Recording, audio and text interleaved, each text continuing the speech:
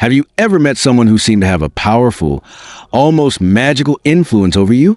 You feel drawn to them, pulled into their world by an unseen force. They speak, and you find yourself agreeing with things you never thought you would.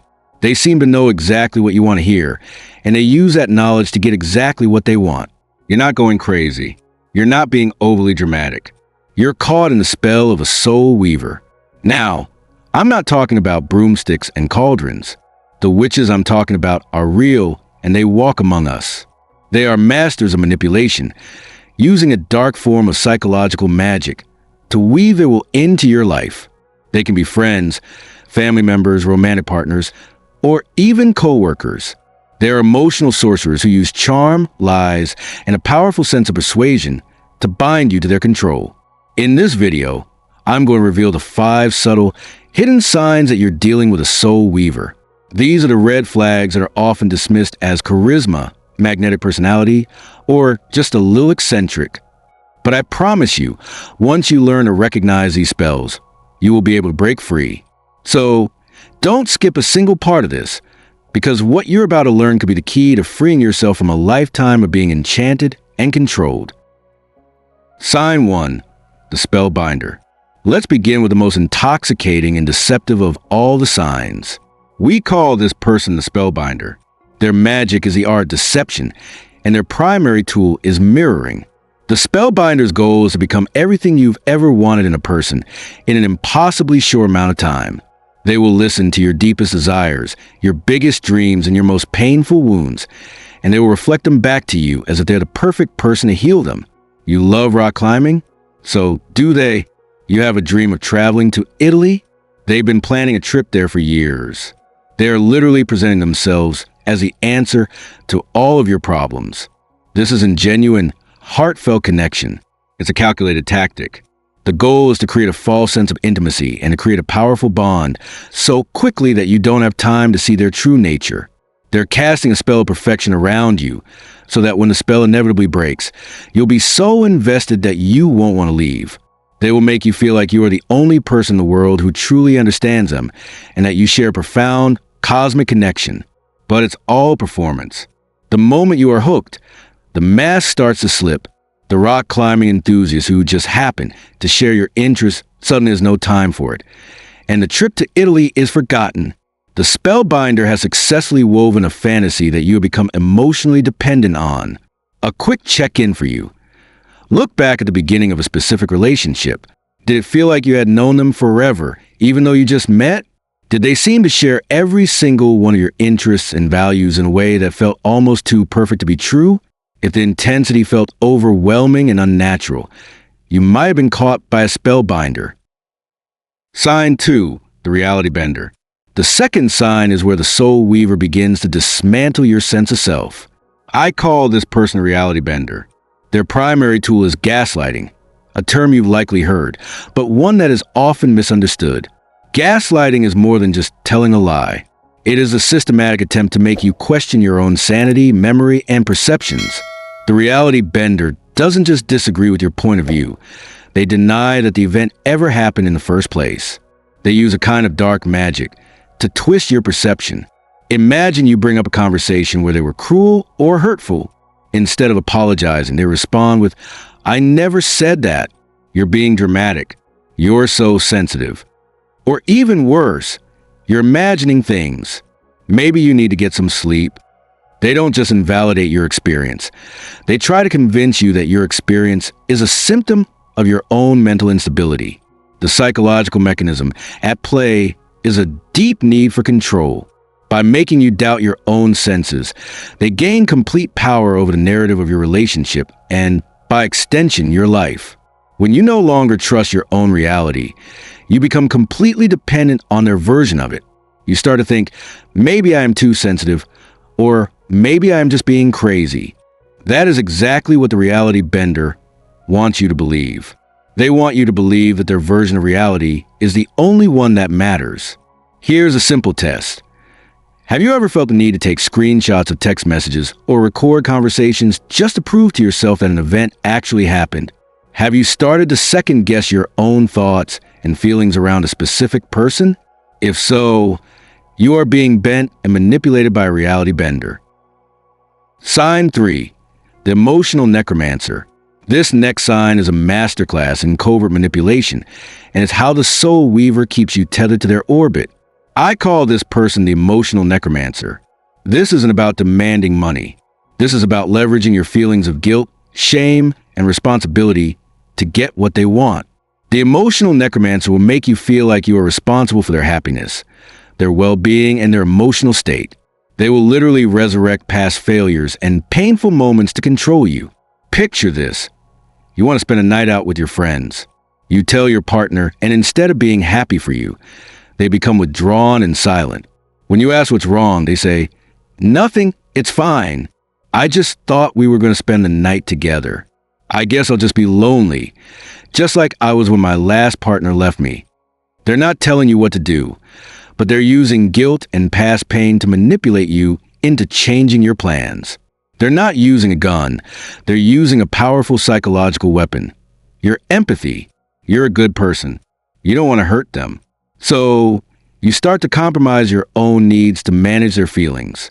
This is a subtle but powerful form of control. They've successfully made their emotions your responsibility. This is often paired with the technique of intermittent reinforcement. They'll be kind and charming and loving, and then, without warning, they'll become cold and withdrawn. This inconsistency keeps you on edge, always trying to win back their affection. You're constantly walking on eggshells, trying to figure out what you did wrong, even when you did nothing at all. My challenge for you: think about the last time you made a choice that was just for you. How did this person react? Did they support you, or did they subtly make you feel guilty or selfish for putting your own needs first? If you are constantly managing their emotions to avoid conflict, you are being controlled by an emotional necromancer. Sign 4. The soul siphon. This next sign is a dagger to your spirit and your potential. This is a soul siphon. For the soul weaver, your success and happiness are a threat. They will use their magic to siphon your joy and energy. You see, for the sorcerer, your happiness is a threat. It highlights their own misery, their own emptiness. So they must find a way to undermine your joy whenever it appears. Imagine you just got a promotion at work. You're excited and proud. You tell a friend, and their response is a lukewarm, "That's nice, but that company's going to be laying people off soon. You should probably be looking for something else." Or maybe they say, "That's great. I was up for a promotion once, but they chose someone who was less qualified because of office politics." They can't just let you have your moment. They have to inject a dose of anxiety, a subtle comparison, or a shift to a potential future problem to extinguish your current joy. It's a way of saying, your happiness isn't good enough. Your achievement isn't special. They will find a way to rain on your parade every single time.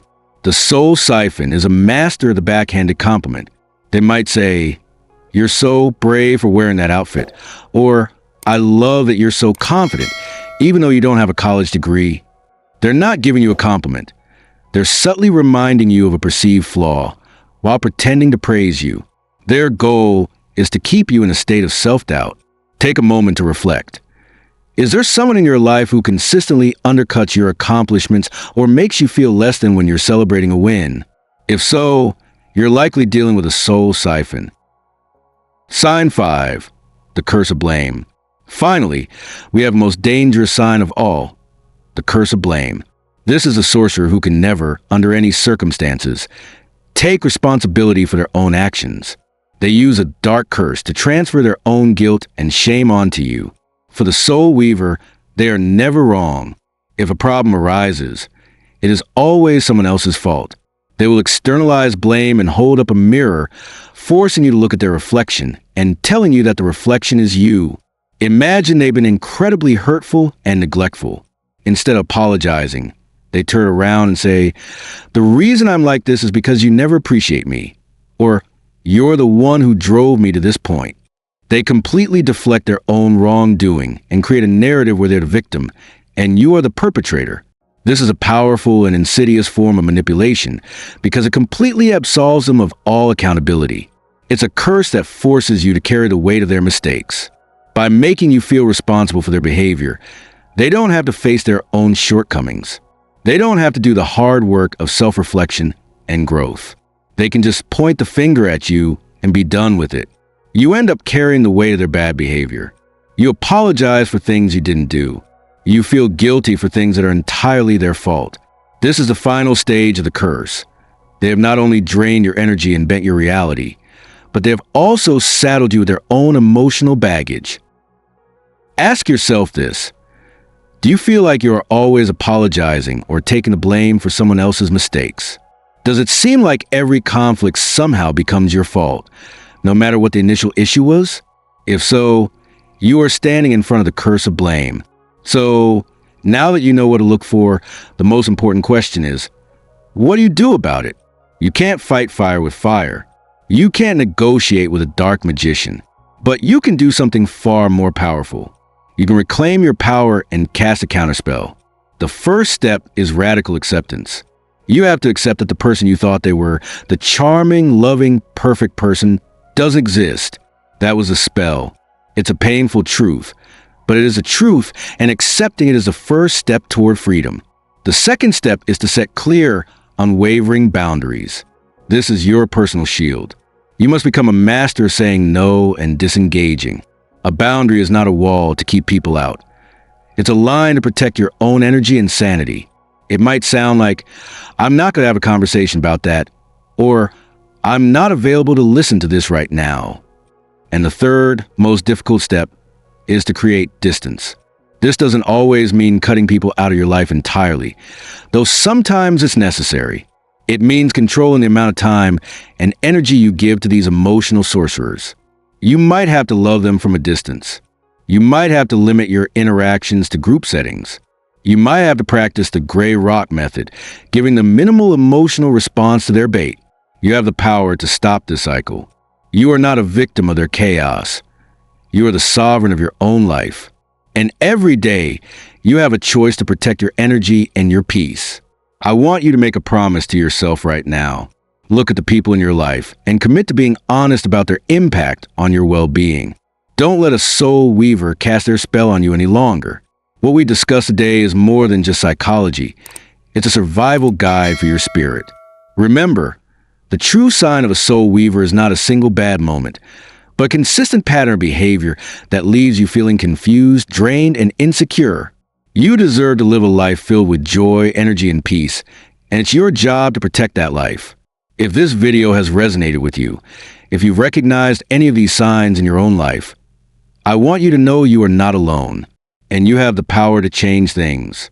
Join our community of people who are committed to reclaiming their power. Hit that subscribe button and ring the notification bell so you don't miss any of our upcoming videos on how to build a life of joy and resilience.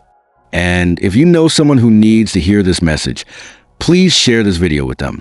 You might just be giving them the key to their own freedom.